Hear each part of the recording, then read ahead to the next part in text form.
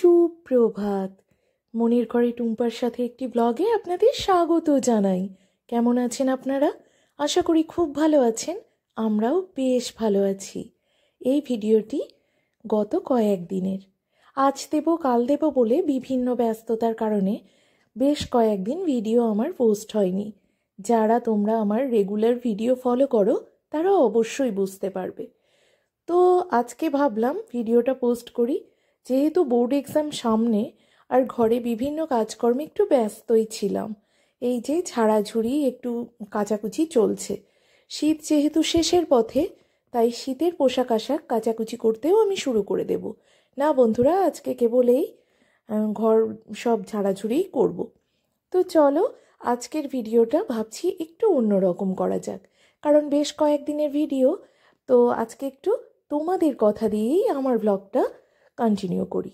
চলো তাহলে তোমাদের কমেন্ট দিয়ে শুরু করা যাক। আমার খুব কাছের একজন মানুষ, এই ব্লগ সূত্রেই তার সাথে আমার ফোনের এপার আর ওপার, এই হচ্ছে আমাদের পরিচয়। না বন্ধুরা, কোনো গল্প কোনো কথা রেগুলার ফোন করে বা মেসেজে কথা আমাদের হয় না। শুধুমাত্র এই ব্লগটিই আমাদের মধ্যে একটা মেল বন্ধন তৈরি করেছে। এই ব্লগটির মাধ্যমেই খুব মিষ্টি একজন দিদিকে আমি আমার জীবনে পেয়েছি। তো সেই দিদির একটা কমেন্ট পড়া যাক। এই কমেন্টটা দিদি করেছিলেন সরস্বতী পুজোর দিন। টুম্পা, তোমার অনাড়ম্বর উপাসনা আমি ভীষণ মন থেকে উপভোগ করি। নিষ্ঠার ভরে পুজো করে দেখে খুব ভালো লাগে। আর রাতুলকে আশীর্বাদ ও প্রাণ ভরা ভালোবাসা জানাই।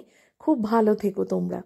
Thank you thank you thank you so much দিদি, এইভাবে আমার পাশে থাকার জন্য। আর অবশ্যই তোমার আশীর্বাদ আমাদের মাথায় রইল। শুধু রাতুল না, আমাদের সবার তোমার আশীর্বাদ কাম্য। গরিবের প্রতিদিনের খাবার। না বন্ধুরা, মোটেও আমি আমার রান্নাঘরে সেরকম কিছু বার্তা দিচ্ছি না। আমাকে একজন কমেন্ট করেছেন, তো তার চ্যানেলের নাম গরিবের প্রতিদিনের খাবার। বেশ ভালো লাগলো নামটা, একটু অন্যরকম না? তো তিনি কমেন্ট করেছেন, ভিডিওটা খুব সুন্দর হয়েছে প্রিয় কলিজার আপু, আপনার প্রতি অনেক অনেক শ্রদ্ধা ও ভালোবাসা রইল। থ্যাংক ইউ, আমারও আপনার প্রতি অনেক ভালোবাসা রইল। ব্লগ উইথ সুমিত্রা থেকে দিদিভাই জানিয়েছেন, দিদিভাই তোমার ছাদের রেলিংটা উঁচু করে দাওনি কেন, ভয় লাগে না? তো দিদিভাইকে আমি জানাতে চাই, এটা অনেক পুরনো বাড়ি। তো এই বাড়িটা রিপেয়ারিং যখন হবে তখন আবার এই সবগুলো একটু ভেঙে চুরে ব্যবস্থা করা হবে বলে সেই রকমই রয়েছে। আর ওই যে অভ্যেসের দাস, তো তাই এটা এখন অভ্যেস হয়ে গেছে। তবে হ্যাঁ, তুমি আমাকে সাবধান করেছো, মানে এটা এক প্রকার সাবধানতা অবলম্বন করা, সেটা জেনে খুব ভালো লাগলো। আমরাও সাবধানে একটু চলাচল করি, সাবধানের তো মান নেই। আর খোলা মনের কথা থেকে দিদিভাই আমাকে কমেন্ট করেছেন, খুব সুন্দর হয়েছে। থ্যাংক ইউ সো মাচ দিদিভাই, অনেক ভালোবাসা রইল। তিথি ব্লগস থেকে দিদিভাই আমাকে কমেন্ট করেছেন, সবাইকে মিলে খুব সুন্দর ভিডিও বানালে, বেশ ভালো লাগলো। থ্যাংক ইউ সো মাচ দিদিভাই, তবে তোমার ব্লগ অনেক দিন থেকেই পাচ্ছি না, সেটার জন্য মনটা বেশ খারাপ লাগছে। অবশ্যই করে তুমি ভিডিও দেবে, কেমন? আমি অপেক্ষায় রইলাম। এখানে সুমিতা মজুমদার দিদিভাই আমাকে কমেন্টে জানিয়েছেন, টুম্পা একদমই তাই, এই ব্লগটা তোমার সুখস্মৃতি হয়ে থাকবে, ব্লগ খুব ভালো লাগলো। তো দিদিভাই তোমাকে ধন্যবাদ জানাচ্ছি বারবার, আমার নিজেরই কেমন লাগছে জানো তো। তোমাকে ধন্যবাদ না, আমার অনেক অনেক অনেক ভালোবাসা। আর একদম ঠিক বলেছ, কিন্তু তোমার মতো করে কজন বোঝে বলো তো? অনেকে এটা বোর হবে, কারণ অনেকের এত বড় ব্লগ ভালো লাগে না। কিন্তু একদমই ঠিক, তুমি আমার ওই কথাটা দিয়ে বলেছো, যেটা আমি ভিডিওতে বলেছি, যে আমার এটা একটা সুখস্মৃতি। যারা খুব ভালোভাবে আমাকে এনজয় করো, মানে আমার ব্লগগুলো এনজয় করো, তারা অবশ্যই সঙ্গে থাকবে, নাহলে প্লিজ অ্যাভয়েড করবে। কিন্তু আমি ভিডিওর বেশিরভাগ অংশই কাটিনি, সেই মতো পর্যায়ে রেখেছি, কারণ এই ভিডিওগুলো আমিও মাঝে মধ্যে খুব মনোযোগ সহকারে দেখি, জানো তো। তো অনেক ভালোবাসা দিদি, তুমি খুব ভালো থেকো। বিভাস ঘোষ কমেন্ট করেছে, খুব খুব আনন্দ হয়েছে। হ্যাঁ ভাই, থ্যাংক ইউ সো মাচ, যে এতটা আনন্দ সবাইকে এই পরিবেশটা তৈরি করার জন্য। তোদেরকে অনেক অনেক ভালোবাসা, যে আমাদের সবাইকে এত ভালো একটা ভালো লাগার দিন উপহার দেওয়ার জন্য। দেবকী ঘোষ, খুব ভালো লাগলো দিদিভাই, আমারও ভীষণ ভালো লেগেছে রে।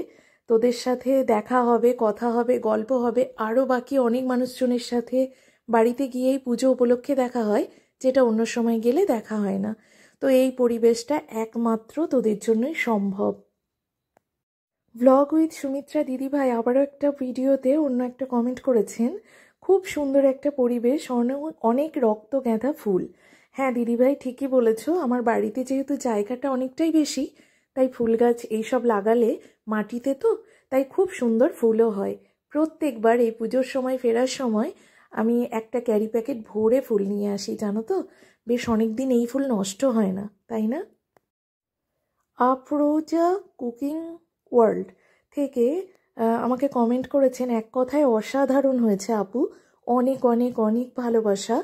যেহেতু আপনারা এত সুন্দর কমেন্ট করেন এবং এত সুন্দরভাবে আমার ভিডিওটা ফলো করেন, সেই কারণেই ভিডিওটার সৌন্দর্য বেড়ে যায় বলা যেতে পারে।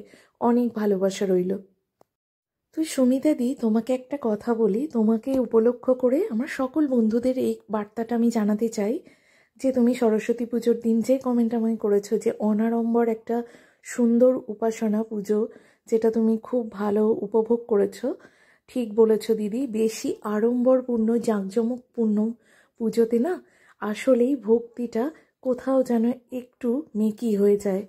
তো অনাড়ম্বর পুজো হলেও ভক্তিতে কোনোখানি একটু কমতি থাকে না, ভালোবাসা ভক্তিতে ভরপুর একটা আনন্দ থাকে ঘরের এই তিনটে মানুষের মধ্যেই।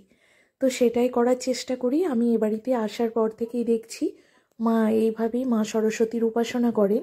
আমি সব সময়ই মাকে অনুসরণ করার চেষ্টা করেছি।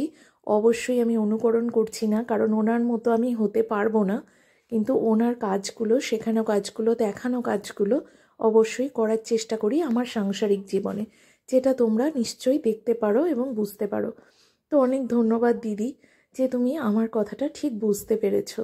আর আমার যতটুকু স্বাদ এবং সামর্থ্য, ততটুকুর মধ্যেই আমার স্বাদটাকে রাখার চেষ্টা করি, কারণ সামর্থ্যের বাইরে গিয়ে, আর যেহেতু আমার একার হাতে সবটুকু করতে হয়, সেটুকুর বাইরে গিয়ে কিছু করা মানে ভক্তিটা কোথাও যেন উবে যায়। ঠিক বলিনি বলো তো দিদি?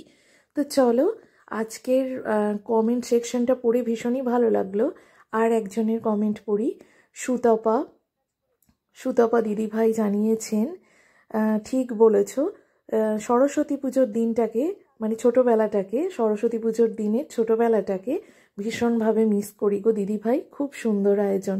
হ্যাঁ একদমই তাই, যেটা আমারও বক্তব্য, যে ভীষণভাবে মিস করি আমরা সবাই সরস্বতী পুজোর দিনটাকে। কিন্তু কি বলতো দিদিভাই, আমরা চাইলেও আর ফিরে যেতে পারবো না। তাই এই বাচ্চা কাচ্চার মাধ্যমে যেটুকু যা উপভোগ করা যায়। তবে তোমার ঘরে সরস্বতী পুজোর আয়োজন আমার ভীষণ ভীষণ মন কেড়েছে গো, ভীষণ ভালো লেগেছে তোমার আয়োজন। যদি তোমার কাছে বাড়ি হতো না, তাহলে অবশ্যই তোমার পুজোয় আমি সামিল হতাম, এবং অবশ্যই তোমার হাতের ভোগ রান্না কিন্তু আমি খেতাম, কারণ ভোগ খেতে আমার ভীষণ ভালো লাগে। আর এদিকে দুপুরে লাঞ্চ করে আমরা উপরে চলে এসেছি। বাপ্পা বেরিয়েছিল, একটু বর্ধমান গেছিল, আর ওখান থেকে ফেরার পথে একটা পান এনেছে। তো পানটা এত ভালো করেই প্যাকেজিং করেছে যে খুলতে গিয়ে ব্যাস এই যে দাঁত জিভ বেরিয়ে গেল। কিন্তু খেতে না ভারী সুন্দর, জানো তো।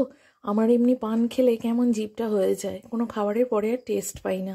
যতই ব্রাশ করি, মুখটা ধুই, কিন্তু কিছুতেই কিছু হয় না। একমাত্র এই পানটা, যেটা খেতে বেশ ভালো লাগে। তো বিকেলবেলা এখন, শুভ বিকেল বন্ধুরা। এই যে চলে এসেছি, বর্ধমান গেছিল, আর বর্ধমানের বিখ্যাত বুঝতেই পারছো, সীতাভোগ মিহিদানা আসবে না, এটা হতেই পারে না। তো সেটাই এখন বিকেলবেলা একটু দিতে হবে। তো বাপ্পাও খেয়ে দোকান বেরোবে, আর রাতুল একটু খাবে।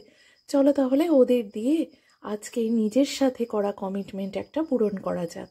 বুঝতেই পারছো, বেরিয়ে পড়েছি ওয়াকিংয়ে বিকেলবেলা এখন। আর বাপ্পা আসবে না এখন আর, কারণ যেহেতু বিকেলবেলা আসছি, তো ওকে দোকানে যেতে হবে, তাই ভাবলাম আমি একাই বেরোবো। জানো তো বন্ধুরা, এই ফার্স্ট টাইম লাইফে আমি এই যে হাঁটা শুরু করে থেকে, সেটা সকালেই বলো আর দুপুরেই বলো, এই প্রথম আমি একা হাঁটতে বেরোলাম। মনে মনে বেশ ভয় ভয় লাগছিল। আসলে কি বলতো, একটা অভ্যেস হয়ে গেলে না, একের উপর অপরের নির্ভরশীলতা হয়ে গেলে, তখন আর মনে হয় থাক একা তো আর যাব না। কিন্তু ভাবলাম না, ওই যে 1 জানুয়ারির ভিডিওটা যারা দেখেছো, অবশ্যই দেখেছো, আমি বলেছি কয়েকটা কমিটমেন্ট আমারও নিজের প্রতি রয়েছে, শুধুমাত্র একান্তে নিজের সাথে নিজের। সেটার মধ্যে একটা পূরণ করতে বেরিয়ে পড়লাম। নিজেকে ভালো লাগা, ভালোবাসার, সময় দেওয়ার একটা কমিটমেন্ট পূরণ করলাম। চলে এলাম বাড়িতে, এসে অনেক কাজকর্ম মিটেছে, বুঝতেই পারছো রাতে ডিনারের টাইম এখন। আর ডিনারে বানাচ্ছি কড়াইশুঁটির কচুরি।